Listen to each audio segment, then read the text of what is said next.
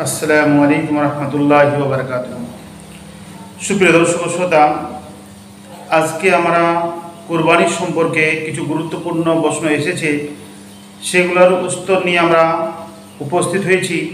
কুরবানি যেহেতু আমাদের দোরগোড়ায়, এই সামনেই কুরবানি, তাই আমরা কুরবানি সম্পর্কে কিছু গুরুত্বপূর্ণ মাসলা আলোচনা করব, যেগুলো জানার পর আমাদের কুরবানি নির্ভুল হবে এবং কুরবানির সময় আমাদের কোনো অসুবিধা হবে না। তাই যে প্রশ্নগুলো এসেছে সেই প্রশ্নগুলো আমরা আগে জানি। 1 নম্বর যে প্রশ্ন সেটা হচ্ছে কুরবানির সুবুত কোরআন থেকে আছে কিনা, কোরআন হাদিস থেকে পাওয়া যায় কিনা, এবং কুরবানির বিধান কি, কুরবানি করা ফরজ না কুরবানি করা ওয়াজিব, না কুরবানি করা সুন্নত, না কুরবানি করা মুস্তাহাব, আমরা সেই বিষয় নিয়ে জানবো। দ্বিতীয় যেটি সেটা হচ্ছে কুরবানি কার উপরে ওয়াজিব। 3 নম্বর যেটি সেটা হচ্ছে সাহেবে নিসাব কে, সাহেবে নিসাব কাকে বলা হয় সেই বিষয়ে আমরা জানবো। 4 নম্বর কুরবানির পশু কি কি এবং সেই পশুর বয়স কত হতে হবে, সেটা দাঁত হতে হবে কিনা সেই বিষয় নিয়ে আমরা জানবো। তারপরে জানবো কুরবানি কয়দিন করা যাবে, কুরবানির দিনগুলো কয়দিন কুরবানি হবে সেটা আমরা জানবো। 6 নম্বর যেটি প্রশ্ন সেটি হচ্ছে কোন দিন কুরবানি করা উত্তম। কুরবানি 3 দিন, তো এই 3 দিনের মধ্যে কোন দিন করা উত্তম সেটি আমরা জানবো। 7 নম্বর হচ্ছে কুরবানির মাংস বা কুরবানির গোশত কাউকে যদি উজরতে দেওয়া হয়, কাউকে যদি দাম দেওয়া হয়, তাহলে সে যাবে হবে, ঠিক হবে কিনা। হ্যাঁ, কেউ এসেছেন কোরবানির গোশত বানাবার জন্য, তাকে আমি কোরবানির গোশত দিলাম যে তোমার এটা আজকের হাজরি, সেই হিসাবে দেওয়া যাবে কিনা। 8 নম্বর হচ্ছে মহিলাদের উপরে কোরবানি ওয়াজিব কিনা। তো আজকের যে প্রথম প্রশ্ন সেটি হচ্ছে কোরবানির সুবুত, কোরবানি কোরআন হাদিস থেকে কোরবানির বিষয়ে কিছু আছে কিনা। তো আল্লাহ তাবারক ওয়া তাআলা কোরআনে কারীমের মধ্যে বলছেন ফাসাল্লি লিরাব্বিকা ওয়ানহার, আল্লাহর জন্য তোমরা নামাজ আদায় করো, ওয়ানহার এবং কুরবানি করো। এক্ষেত্রে কুরবানি আমরা বুঝতে পারি, হাদিসে আছে মান কানা লাহু সাআতুন ওয়ালাম ইউজাহি ফালা ইয়াকরিবান্না মুসাল্লানা, যে ব্যক্তি ইস্তেতাআত রাখবে, আল্লাহ যাকে সম্পদ দিয়েছে, সে কুরবানি করতে পারবে, তা সত্ত্বেও যদি সে কুরবানি না করে, ফালা ইয়াকরিবান্না মুসাল্লানা, সে যেন আমার ঈদগাহর সামনেও না আসে। তাহলে এখান থেকে বুঝতে পারা যায় যে নবী আলাইহিস সালাতু ওয়াস সালাম এত পুরস্কৃত করেছেন, তার একটাই বিধান হবে, সেটা হচ্ছে ওয়াজিব, কুরবানি করা জরুরি। যে ব্যক্তি কুরবানি করার সামর্থ্য রাখবে সেই ব্যক্তির উপরে কুরবানি করা ওয়াজিব। দ্বিতীয় সেটি হচ্ছে কুরবানি কার উপরে ওয়াজিব। তো কুরবানি করা ওয়াজিব হচ্ছে একজন মুসলিম, সে আকিল হতে হবে এবং সাবালক হতে হবে এবং সে সাহেবে নিসাব হতে হবে, তাহলে তার উপরে কুরবানি ওয়াজিব হবে। যদি মুসলিম না হয়, অমুসলিম, তাহলে তার উপরে কুরবানি ওয়াজিব না। যদি সে বকা হয় বা পাগল হয়, তাহলে তার উপরে কুরবানি ওয়াজিব না। অনুরূপভাবে মুকিম হতে হবে। মুকিম মানে সে কিন্তু সফরে যেন না থাকে, সফরের সারি যেন সেই সফরের সারির মধ্যে না থাকে, তাহলে সেই ব্যক্তির উপরে কুরবানি ওয়াজিব হবে। আর একটি হচ্ছে সে যেন সাহেবে নেশাব হয়। সাহেবে নেশাব কাকে বলা হয় আমরা এখানে আসছি। সাহেবে নেশাব বলা হয় সেই ব্যক্তিকে, যে ব্যক্তির কাছে 7.5 তোলা সোনা কিংবা 52.5 তোলা রূপোর থাকবে, বা তার পরিমাণ টাকা থাকবে, বা তার পরিমাণ ব্যবসার সামান থাকবে, তাহলে সেই ব্যক্তি সাহেবে নেশাব। আমরা এখন আসি যে 52.5 তোলা রূপার দাম কত। আমরা যদি দেখি বর্তমান ওজনে, তাহলে 52.5 তোলা রূপার বর্তমান ওজন সেটি হচ্ছে 612 গ্রাম 460 মিলিগ্রাম। আজকের যে ডেট সেটি হচ্ছে 25/5/2025। আজকের ডেটে যদি আমরা দেখি, তাহলে তার দাম হচ্ছে আজকের ডেটে 1 গ্রাম রূপার দাম হচ্ছে 100 টাকা। সেই হিসাবে যদি দেখি, তাহলে 61,000 সামথিং হচ্ছে, 61,000 প্লাস। তাহলে আমরা বুঝতে পারবো যে 61,000 টাকা যদি কারো কাছে থাকে, বাড়তি থাকে বা তার সোনাদানা থাকে তার মূল্যের, বা তার কাছে ব্যবসার পণ্য থাকে যেগুলো বিক্রি করার জন্য রাখা হয়, সেই ব্যবসার যদি পণ্য থাকে তাহলে সেই ব্যক্তি সাহেবের হিসাব, সেই ব্যক্তির উপরে কুরবানির দিনে কোরবানি করা ওয়াজিব, সেই ব্যক্তির উপরে কোরবানি করা ওয়াজিব। এখানে কিন্তু আরও দুটি জিনিস আমাদেরকে এড করতে হবে। জাকাতের ক্ষেত্রে আর কুরবানির ক্ষেত্রে দুটি পার্থক্য রয়েছে।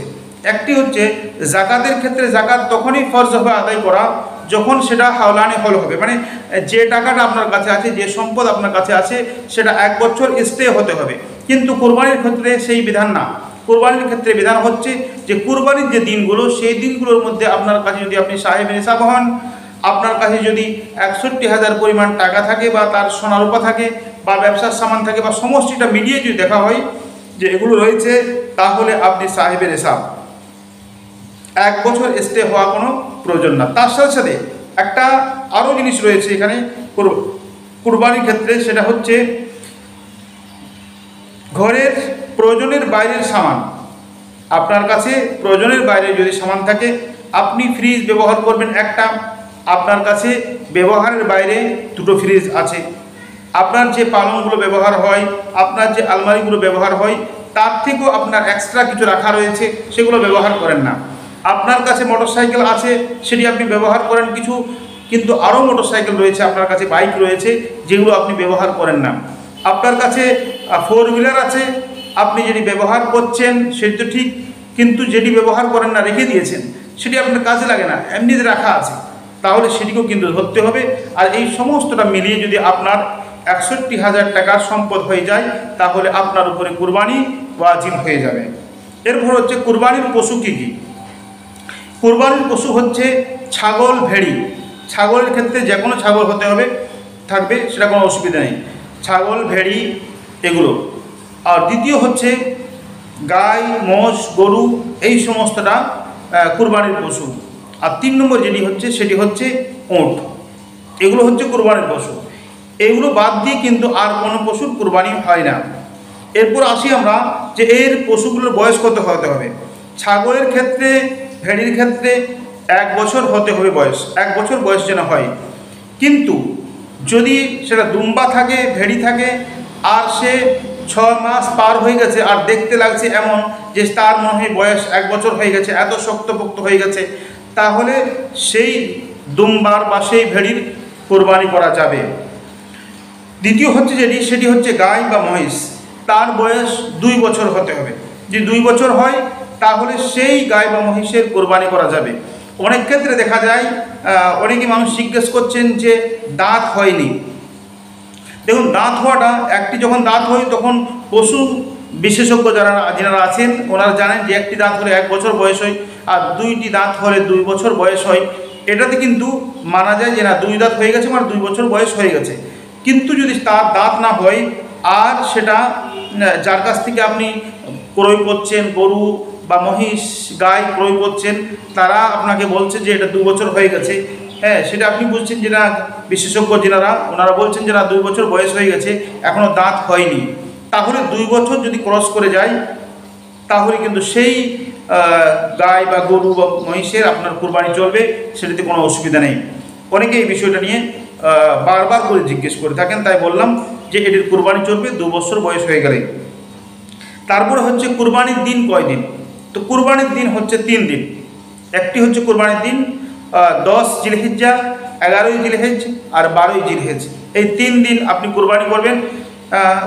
আপনার ঈদুল আজহার নামাজের পরে কুরবানি শুরু হবে শহরের জন্য, যেখানে ঈদুল আজহার নামাজ হয়, আর 12ই জিলহেজের মাগরিবের আগে পর্যন্ত কিন্তু আপনার কুরবানি শেষ করতে হবে। ঠিক আছে, তাহলে 3 দিন কুরবানি আমরা করতে পারবো। এরপর হচ্ছে কোন দিন কুরবানি করা উত্তম। তো নবী আলাইহিস সালাতু ওয়াস সালাম বলেন যে প্রথম দিন কুরবানি করা উত্তম, তারপরে হচ্ছে দ্বিতীয় দিন, তারপরে হচ্ছে তৃতীয় দিন। তাহলে সব থেকে উত্তম যে দিনটি কুরবানি করা সেটি হচ্ছে প্রথম দিন, আমরা এটি মনে রাখবো। 7 নম্বর যেটি প্রশ্ন সেটি হচ্ছে কুরবানির গোশত যদি কাউকে আপনার উজরত দেওয়া হয়। উজরত মানে হচ্ছে যদি কাউকে আপনি তার সেই কাজের বদলে দেন, হ্যাঁ, তাহলে সেটি দেওয়া যাবে কিনা। তো কুরবানির গোশত কোনো রকমের গুজরাতে দেওয়া যাবে না। আপনার হয়তো চামড়া ছাড়ানোর জন্য আপনি কাউকে করেছেন, সেখানে চামড়া যখন ছাড়িয়ে দিল, আপনার যখন সেই গোশতকে তৈয়ার করে দিল, তারপরে সে চাইছে যে আমাকে এখান থেকে দিয়ে দেন, আর টাকা পয়সা দেওয়ার দরকার নেই, তাহলে আপনি তাকে কিছু দিয়ে দিলেন সেখান থেকে, এগুলো কিন্তু চলবে না। হ্যাঁ, আপনি টাকা পয়সা দেওয়ার পর তাকে খাওয়ার জন্য কিছু দিতে পারেন, কিন্তু তার সাথে তাকে উজরত হিসাবে, তাকে বেতন হিসাবে সেটা কিন্তু দিতে পারবেন না। এরপর হচ্ছে মহিলাদের উপরে কোরবানি ওয়াজিব কিনা। তো মনে রাখতে হবে, যেমনভাবে মহিলাদের পুরুষের উপরে কোরবানি ওয়াজিব, তা সে যদি সাহিবে নেশাব হয় তাহলে তার উপরে কোরবানি ওয়াজিব হবে, অনুরূপভাবে মহিলাদের উপরেও কোরবানি ওয়াজিব হবে সে যদি সাহিবে নেশাব হয়। মানে তার কাছে যদি 61,000 2025 সালের হিসাব অনুযায়ী যদি তার কাছে 61,000 টাকা বা তার সম্পদ, তার কাছে সোনারূপা বা তার ব্যবসার পণ্য রয়েছে, তাহলে সেই মহিলার উপরও কোরবানি ওয়াজিব হবে। এরপর শেষ একটি যেটি প্রশ্ন, সেটি হচ্ছে একটি বাড়ির মধ্যে অনেক মানুষ রয়েছেন যিনাদের সকলের কাছে এত এত সম্পদ রয়েছে, তাহলে সেই বাড়ির মধ্যে একটি কুরবানি দেওয়াই যথেষ্ট, না সবার জন্য আলাদা আলাদা করে কুরবানি দিতে হবে। তো মনে রাখতে হবে, একটি কুরবানি দেওয়া যথেষ্ট না, সকলের জন্য আলাদা করে কুরবানি দিতে হবে। ঠিক আছে। এরপর হচ্ছে আরেকটি যেটি প্রশ্ন, গুরুত্বপূর্ণ প্রশ্ন, সেটি এসে যায় অনেক সময়, যে ধার করে কুরবানি দেওয়া যাবে কিনা। ধার করে কুরবানি দেওয়া যাবে কিনা। আপনি যে যা কাজ করেন বিভিন্ন সময় প্রয়োজন কাজগুলো, সেগুলো আপনি ধার করে করেন, কিন্তু আপনি এখানে চিন্তা করছেন যে ধার করে কুরবানি দেওয়া যাবে কিনা।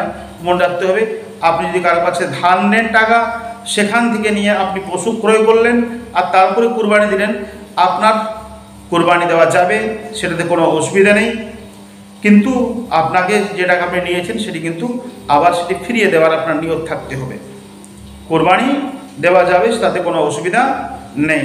আল্লাহর কাছে দোয়া করি, আল্লাহ তাআলা আমাদের সকলকে সঠিকভাবে দিনকে বুঝে তার উপরে আমল করার তৌফিক দান করুন। আমিন। আসসালামু আলাইকুম ওয়া রাহমাতুল্লাহি ওয়া বারাকাতুহু।